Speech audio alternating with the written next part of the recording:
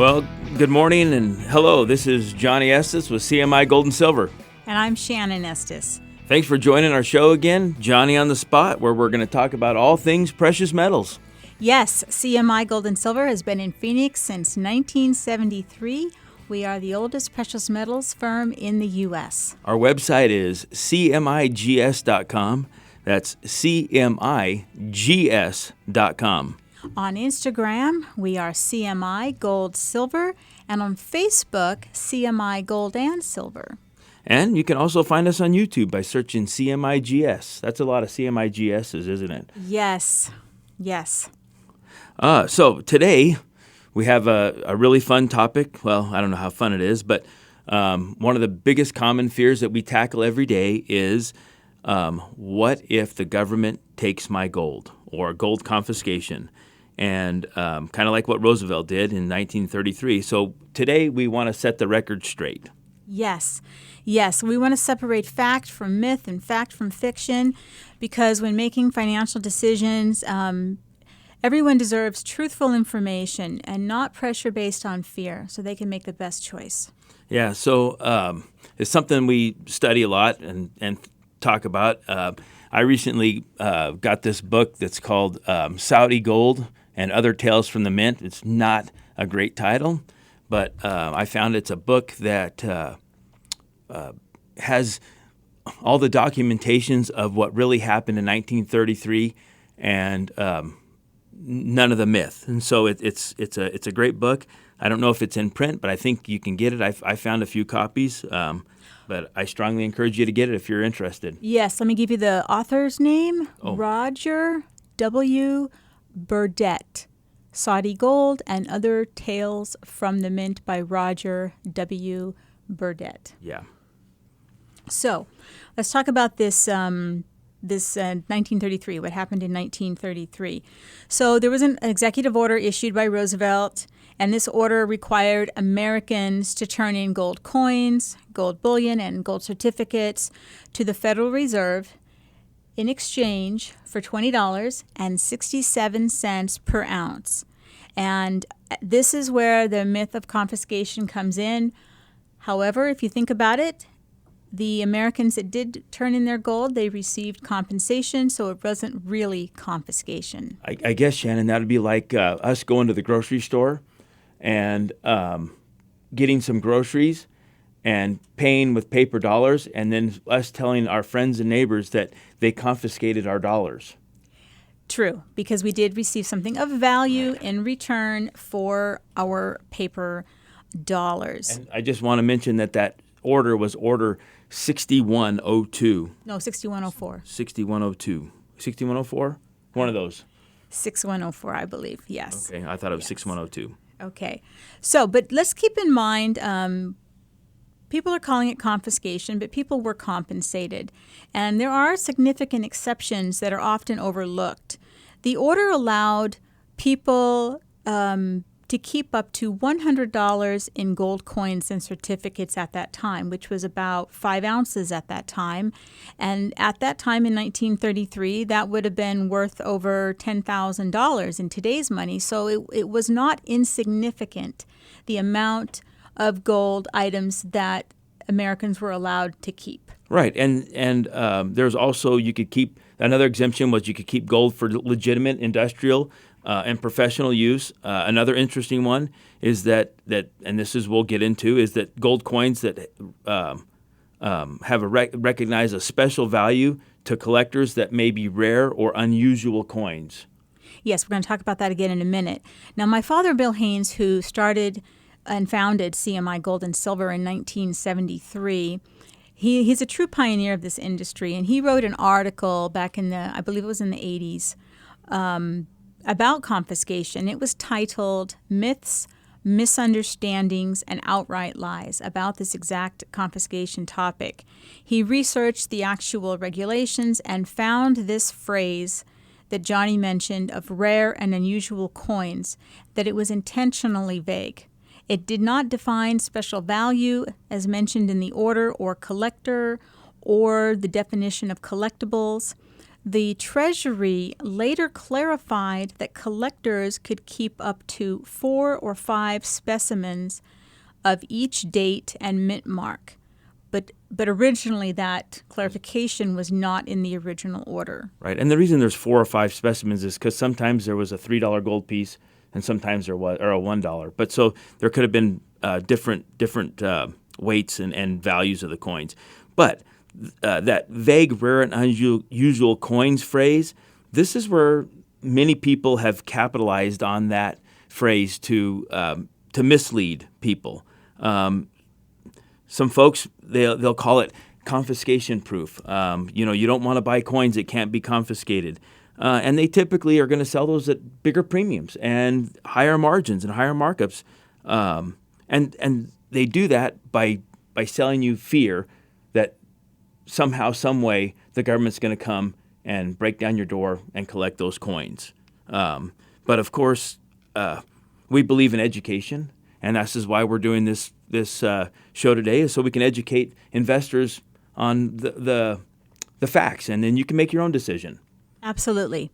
So Bill's research was clear when he did this article 40-something years ago. He learned that there's no federal law or Treasury regulation supporting the claim that certain coins are confiscation-proof, if you will. The exemption was vague, and it certainly didn't mean that every old coin was suddenly safe. Right. I mean, the biggest myth was that compliance was universal and enforcement was harsh.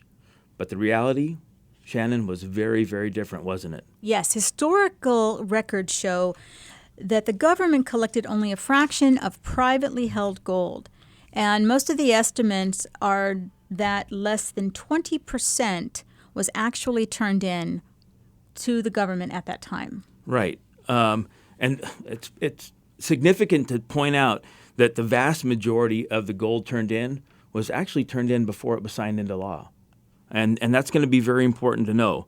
But the reality is the government didn't send the G-men to your house or your vault at the bank to clean you out of gold. They didn't have a list of people who owned gold. There wasn't some master list that they're after you.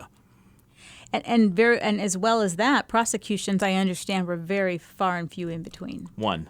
Okay. One person who wanted to be a martyr. Okay. Well, that's talking about those lists. Let's talk a little bit about privacy. So today, when you buy gold from CMI, there's no government registry. There's no database of who owns what. The same that was true in 1933 is true today. Right. I mean, we're not required to keep records, so we don't. We don't report anything. We're not required, so we don't. But context matters. This whole gold turning in, it wasn't some evil plot to steal everybody's gold and wealth. You have to understand that the country back in 1933 was in the Great Depression. Banking systems were collapsing, and people were hanging on to their gold instead of putting it into cash or putting it back into circulation. So Roosevelt and his team, whether it's right or wrong, whether you believe it's right or wrong, they felt like that they needed to devalue the dollar so that they could stimulate the economy to get out of the Great Depression.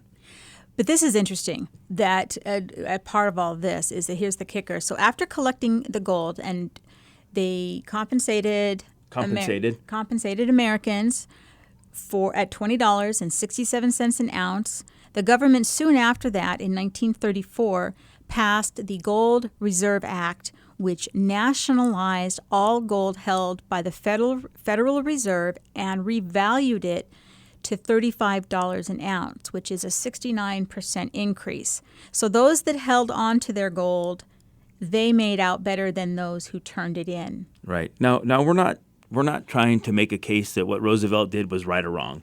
That's for everybody to figure out. We're not going to get into the politics of that.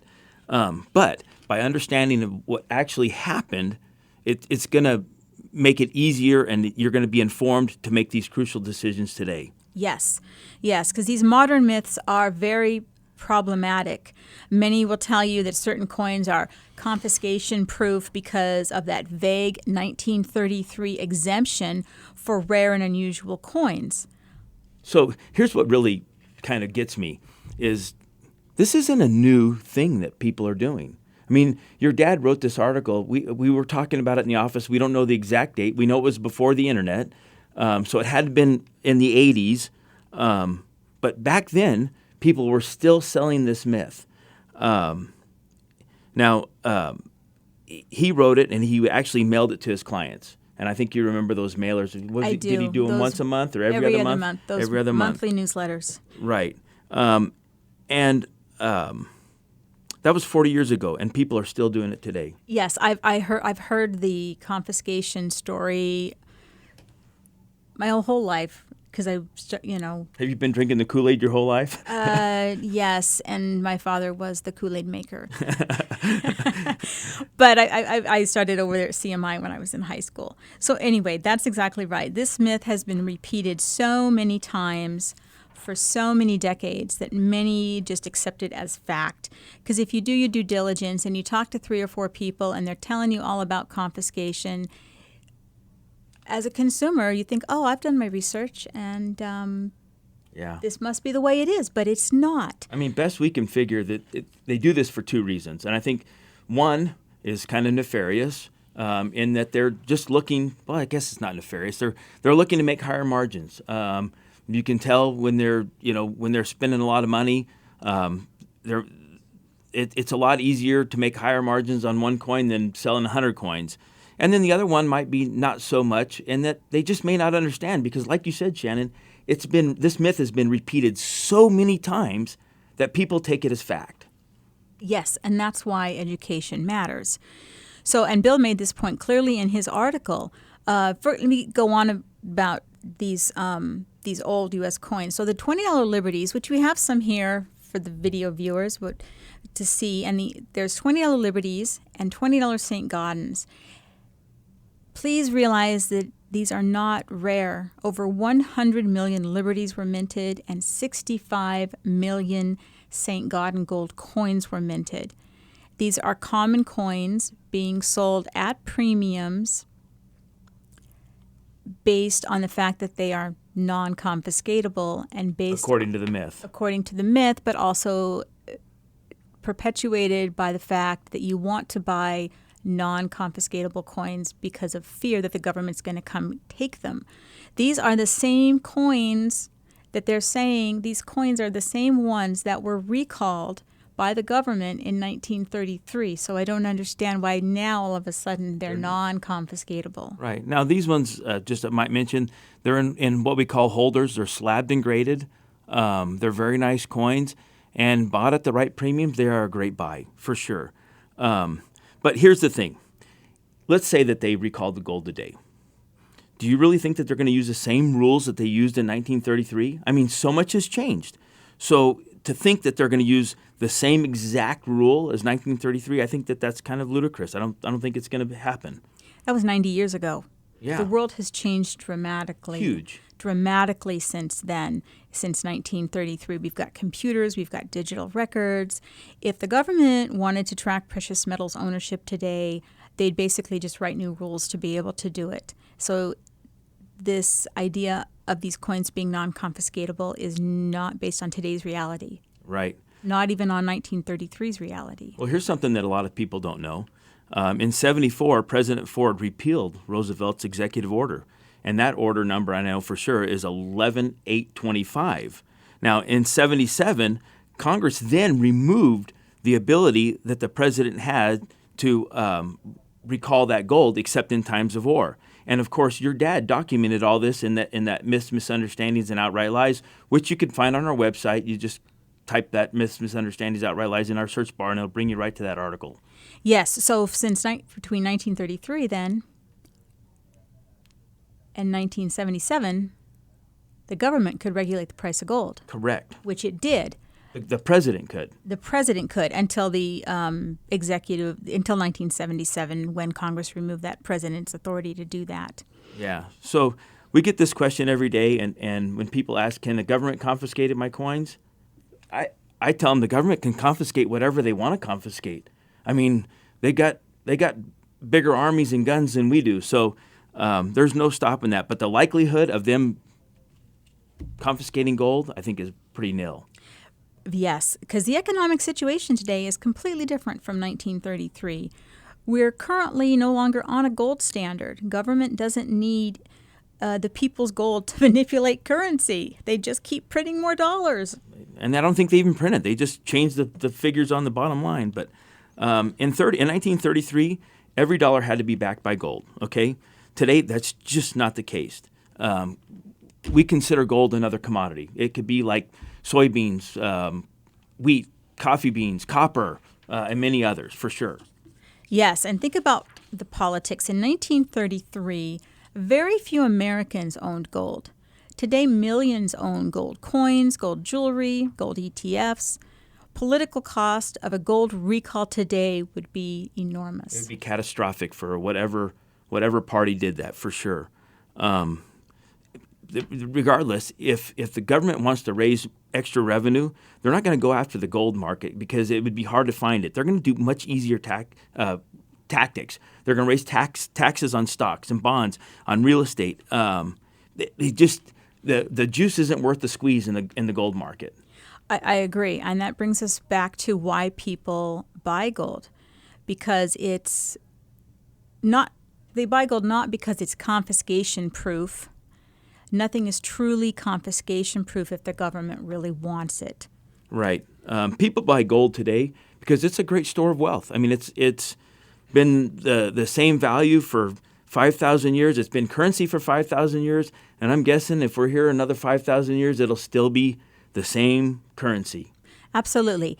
It's always been a protection against inflation, against economic uncertainty for the past 5,000 years. And that's why we focus on helping people buy gold at the lowest possible premiums, whether they're the modern American gold eagle, the gold maple leaf, or gold bars. The key is getting the most gold for your paper dollar. So I guess the bottom line is you shouldn't pay premiums for confiscation-proof gold coins because the reality is, Shannon, there really are none confiscation-proof. And the government's not going to confiscate it anyways because it's just not worth it, as we've mentioned before. But here's the thing, all right? And we can talk about this ad nauseum. The reality is we always try to educate, and we tell people that it's buyer beware. You need to do your own research on this stuff. If you don't do your own research, then it's kind of on you. But we're here to help. You can get this book, or you can go on our website and see that misunderstandings and outright lies. And I can tell you that I have read this book, and I read that, and they align 100%. Your dad was 100% right when he wrote that article. Yes. Okay, great. Thank you. So, as Johnny mentioned, you can learn more about gold investing through educational resources available through our online website at CMIGS.com. Or if you have any questions, just call one of our brokers and they could maybe point you in the right directions if you're looking for more materials. We have an 800 number. It's 1-800-528-1380. That's 528-1380. And our brokers are non-commissioned. And if you just call and ask a question, they'll be happy to talk to you. Yeah. So when someone calls, what do we tell them? When someone calls and asks this question, what do we tell them? You mean about confiscation? Yeah. Well, that their concerns are very understandable with all the information being put out into the precious metals community, and nobody wants to lose their government wealth to government action, no matter what type of government action it is. So we encourage people to look at the bigger picture and try to get the facts and try to see that there is more information out there than maybe what they were exposed to. Yeah, we're not trying to tell people that you're crazy for believing this. I mean, this is a huge concern. This is giant. So. We understand that, but we just want to educate you. The reality is if you are worried about the government taking what you have, well, gold bullion is a great hedge against that. It's portable. It's private. Nobody knows you have it. You don't have to, even if they told you to turn it in, you don't have to. They're not. They don't know that you have it, and it's valued. Every country in the world takes gold for payment. Yes, yes. I think the biggest key takeaway is don't let fear drive decisions, especially important decisions about investment. And don't pay huge premiums for special coins based on a 90-year-old exemption.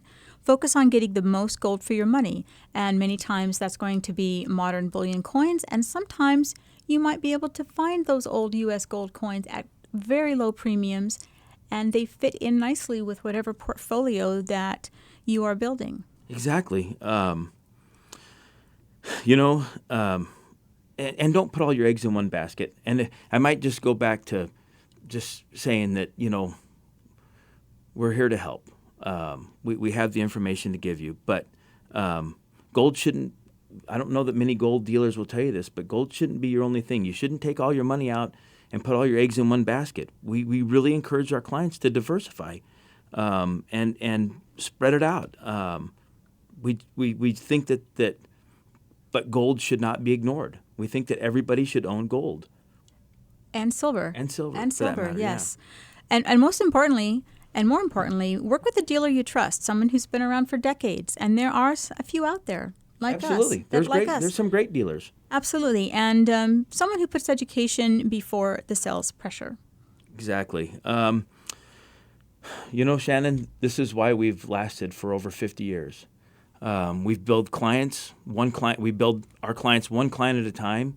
We enjoy talking to our clients, even if they don't make a trade. We don't care. Our clients become our friends. They become our family. And I think that's the key. The key takeaway is if somebody is pressuring you to buy something because it's going to run out or because the government's going to take it or any of that fear base, that's kind of a moment of pause, wouldn't you think?